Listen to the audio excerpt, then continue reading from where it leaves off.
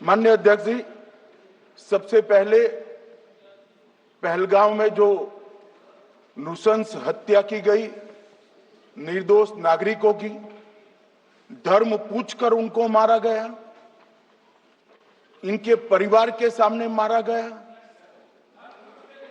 और बड़ी बर्बरता के साथ ये हत्याएं की गई, इसकी मैं घोर निंदा करता हूं और जो मारे गए हैं इनके परिजनों के साथ अत्यंत हृदय की गहराइयों से मैं संवेदना भी व्यक्त करना चाहता हूं। ऑपरेशन सिंदूर के जवाब में पाकिस्तान के हमारे नागरिक ठिकानों पर गोलीबारी की, इसमें भी कुछ नागरिक हताहत हुए, गुरुद्वारा भी टूटा, मंदिर भी टूटा, जो भी नागरिक उसमें घायल हुए हैं और जो हताहत हुए हैं वो सभी के प्रति मैं पूरे सदन की ओर से गहरी संवेदना व्यक्त करना चाहता हूं। माननीय अध्यक्ष जी, कल से यहां पर पक्ष और विपक्ष दोनों की चर्चा चल रही है और स्वाभाविक है जब इस तरह की नृशंस घटना घटे देश में तब इस पर मुक्त चर्चा भी होनी चाहिए, चिंतन भी होना चाहिए, आगे न हो इसकी व्यवस्था की भी चिंता होनी चाहिए। माननीय अध्यक्ष जी, मैं विषय पर आने से पहले आपके माध्यम से सदन को और सदन के माध्यम से पूरे देश को ऑपरेशन महादेव जो कल एक हुआ है इसकी जानकारी देना चाहता हूं। माननीय अध्यक्ष जी, कल ऑपरेशन महादेव में सुलेमान उर्फे फैजल जट, अफगान और जिब्रान, 3 आतंकवादी सेना, सीआरपीएफ और जम्मू कश्मीर पुलिस के संयुक्त अभियान में ऑपरेशन महादेव में मारे गए और माननीय अध्यक्ष जी, ये जो सुलेमान है ए श्रेणी का लश्कर तोयबा का कमांडर था पहलगाम हमले में और गगनगिर आतंकी हमले में वो लिप्त था। इसके ढेर सारे सबूत हमारी एजेंसियों के पास है। अफगान ए श्रेणी का लश्कर तैयबा का आतंकवादी था और जिब्रान भी ए ग्रेड आतंकवादी था। और माननीय अध्यक्ष जी, मैं सदन को और सदन के माध्यम से पूरे देश को बताना चाहता हूं, जिन्होंने बैसरन घाटी में हमारे प्रवासियों को, नागरिकों को मारा था, ये तीनों आतंकवादी ये थे और तीनों मारे गए।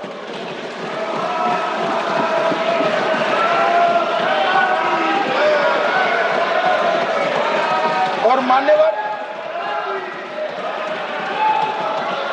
मैं आज इस सदन के माध्यम से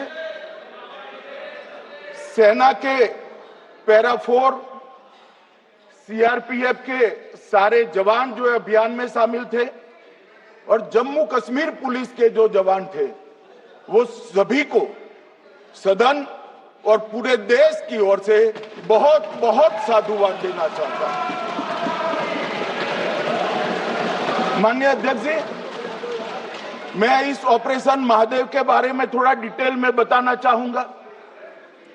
ऑपरेशन महादेव की शुरुआत 22 मई 2025 को, एक प्रकार से तो जिस दिन हत्या हुई थी उसी दिन रात को 22 मई 2025 को हुई। जिस दिन हत्या हुई थी उसी दिन रात को एक सुरक्षा मीटिंग की गई थी जम्मू कश्मीर में। ये पूछ रहे थे, कोई गए नहीं, सिर्फ राहुल गांधी गए। अब आपकी आंख कौन से चश्मे से देख रही है मुझे मालूम नहीं। माननीय अध्यक्ष जी, 1 बजे हमला हुआ, मैं 5:30 बजे श्रीनगर में उतर चुका था। माननीय अध्यक्ष जी, अरे सुनो सुनो, मैं बताता हूँ ना 22 में, सुनो ना प्लीज। धैर्य रखकर सुनो, हमने आपको नहीं टोका है, सुनना पड़ेगा भाई, ऐसे नहीं चलेगा। माननीय अध्यक्ष जी, नहीं, पर बैठे बैठे मत बोलिए आप भी। माननीय अध्यक्ष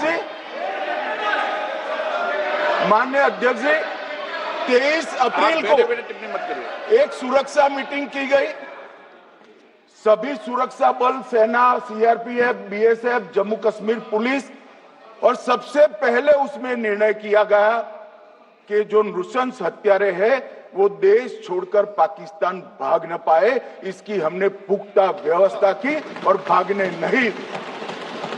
22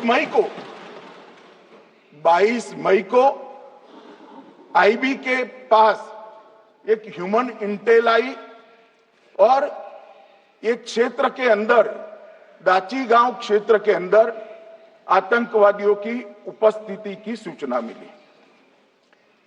आईबी और सेना द्वारा दाचीकाम क्षेत्र में अल्ट्रा सिग्नल कैप्चर करने के लिए जो इंस्ट्रूमेंट हमारी एजेंसियों ने बनाए हैं, इसके द्वारा इस सूचना को पुख्ता करने के लिए मई से 22 जुलाई तक लगातार प्रयास किए गए।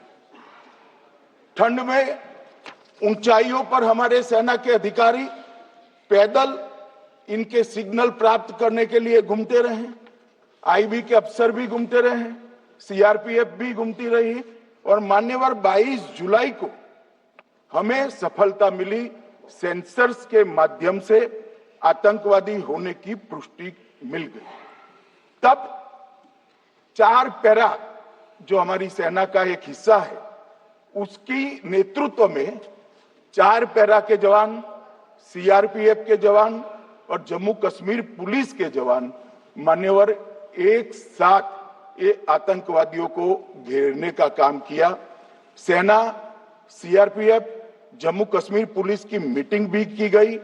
जो 5 ह्यूमन एसेट से उनको भी वहां भेजा गया, और कुल मिलाकर कल जो ऑपरेशन हुआ, इसमें हमारे निर्दोष नागरिकों को मारने वाले तीनों आतंकी मौत के घाट उतार दिए। मान्यवर, तीनों के नाम मैंने बताए हैं, सुलेमान उर्फे फैजल जट, अफगान और जिब्रान। मान्यवर, वो तो एक आशंका थी कि यही लोगों ने घटना की है, मगर मैं बाद में एनआईए की जांच पर आता हूं, एनआईए ने पहले से ही इनको, जिन्होंने आसरा लिया था, वो लोगों को गिरफ्तार कर रखा था, उनको खाना पहुंचाने वाले लोगों को अपने कब्जे में रखा था। तो जब आतंकवादियों के शव श्रीनगर आए, इनसे पहचान कराई गई, 4 लोगों ने पहचान लिया, यही 3 लोग थे जिन्होंने पहलगांव में आतंकी घटना को। मगर हमने इस पर भी भरोसा नहीं किया मान्यवर, कोई जल्दबाजी नहीं की। हमने जो आतंकी घटना स्थान से कारतूस मिले थे, वो कारतूस का एफएसएल रिपोर्ट पहले से करा कर रखा था, और चंडीगढ़ सेंट्रल एफएसएल के अंदर बैलिस्टिक रिपोर्ट के आधार पर उनका रिपोर्ट तैयार था। जब ये कल आतंकवादी मारे गए, इनकी 3 राइफलें पकड़ी गई, एक M9 अमेरिकन राइफल थी और 2 AK-47 राइफल थी। जो कारतूस मिले थे वो भी M9 और AK-47 के भी थे, मगर हमने इससे भी संतोष नहीं माना। ये राइफलों को एक विशिष्ट विमान के द्वारा कल रात को 12 बजे चंडीगढ़ पहुंचा गया, और पूरी रात फायरिंग कर इसके भी खाली खोखे जनरेट किए गए। 2 खोखों का मिलान किया गया, राइफल की नाली और निकले हुए खोखों का भी मिलान हो गया। तब ये तय हो गया कि इन्हीं 3 राइफलों से हमारे निर्दोष नागरिक मारे गए। और मान्यवर, आज मैं सदन को बताते हुए बहुत खुश हूं, मोदी जी ने ऑपरेशन सिंदूर कर आतंकवादियों को जिन्होंने आतंकवादियों को भेजा था उनके आकाओं को जमीन में मिलाने का काम किया था सेना और सीआरपीएफ ने। वो आतंकवादियों को भी समाप्त कर दिया। और मान्यवर,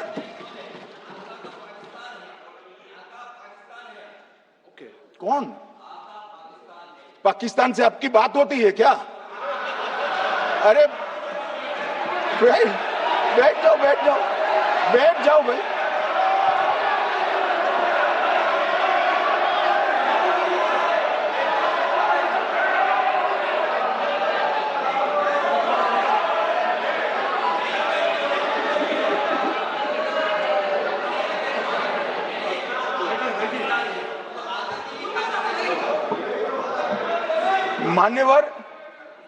मान्यवर मैं बताता हूं कैसे इनके आका मारे गए, वो भी नाम के साथ बताता हूं, जगह के साथ बताता हूं, घंटे मिनट और सेकंड के साथ बताता हूं। मान्यवर मैं तो अपेक्षा करता था कि जब एक सूचना सुनेंगे पक्ष विपक्ष में खुशी की लहर दौड़ जाएगी, मगर ये स्याही पड़ गई इनके चेहरे। ये क्या है मान्यवर, किस तरह की पॉलिटिक्स? भाई आतंकवादी मारे गए, आपको इसका भी आनंद नहीं है?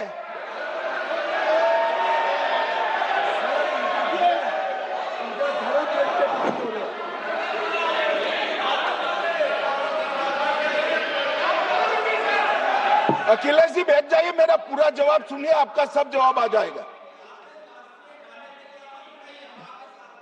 भाई आप आतंकवादियों का धर्म देखकर दुखी मत होइए।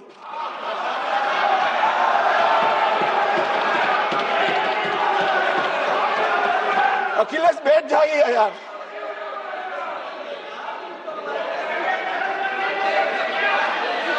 अखिलेश जी बैठ जाइए। मान्यवर किसी को संशय रखने की जरूरत नहीं है, बैलिस्टिक रिपोर्ट मेरे पास है, मेरे हाथ में है, और 6 वैज्ञानिकों ने इसको क्रॉस चेक किया है। सुबह 4:46 पर फोन पर मुझे 6 ने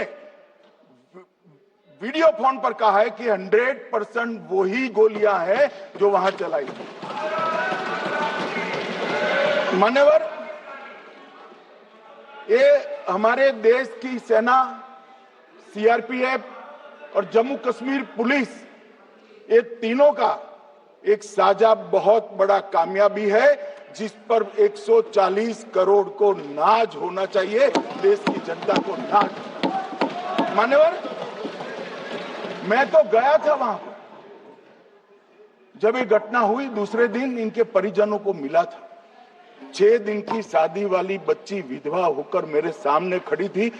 आज तक मैं वो दृश्य नहीं भूल सकता। मगर आज सारे परिजनों को मैं कहना चाहता हूं कि मोदी जी ने ऑपरेशन सिंदूर से भेजने वालों को भी मारा, और हमारे सुरक्षा बलों ने जिनको भेजा था उनको भी मारा, और एक ऐसा सबक सिखाया है कि आने वाले कई दिनों तक कोई ऐसी हिम्मत नहीं कर पाएगा। मान्यवर मैं थोड़ा एनआईए की जांच के बारे में भी बताना चाहूंगा।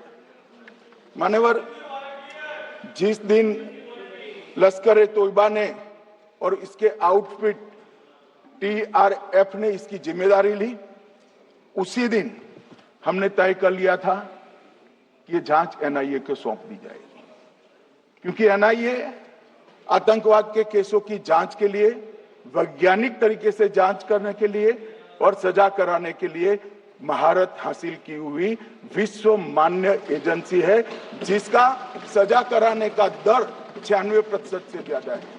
मान्यवर हमने तुरंत ही इसकी जांच एनआईए को दे दी। हमने पूरी व्यवस्था की, सेना, बीएसएफ, सीआरपीएफ और जम्मू कश्मीर पुलिस ने, कि लोग देश छोड़कर भाग न जाए। और मान्यवर इसकी जांच की शुरुआत हुई। एक थकाने वाली बहुत लंबी जांच हुई। जांच के दौरान मृतक के परिजन जो साथ में थे उनको सभी को चर्चा किए गया, पर्यटकों, खच्चर वालों, पोनी वालों, फोटोग्राफर, कर्मचारियों, विभिन्न दुकान में काम करने वाले लोगों, कुल मिलाकर 1055 लोगों की लंबी 3000 घंटे से ज्यादा पूछताछ इंफॉर्मेशन के लिए की गई और इस सबको वीडियो पर रिकॉर्ड कर दिया गया। और